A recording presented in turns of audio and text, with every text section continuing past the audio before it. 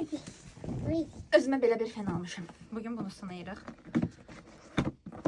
Çoxdan da belə bir şey istəyirdim. Dedim, almışkən sizinlə bir yerdə yoxlayaq. Hə, boşa. Oğlum da burada aşağıdadır. Məni gözləyir. Öncə saçımı yağ. Hə. Belə bir hissəsindən yoxlayaq görək. Fen necədir?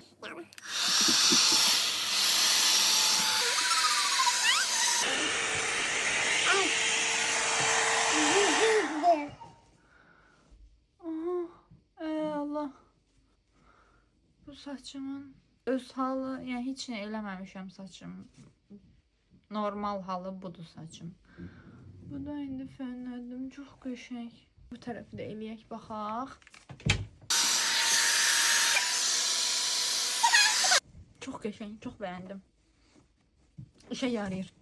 Bugün saçımı hamısını eləyim, gəlim davamına baxaq. Sadəcə wow. Mənim saçımı 10 dəqiqə çəkmədi. 10 dəqiqə çəkmədi. Yəni mənim boyda saçımı görsənlər yoxsa yox. Belə ucuz bir şeydən bu qədər performans gözləmirdim. Çoxdan da istəyirdim. İçimdə qalmasın, alım dedim, yoxlayım. Qəşəng. Bir şey deyil. Mənim nə kitləm var ki, güya nə reklam versinlər hələ bu mənə. Öz pulumla gedib almışam.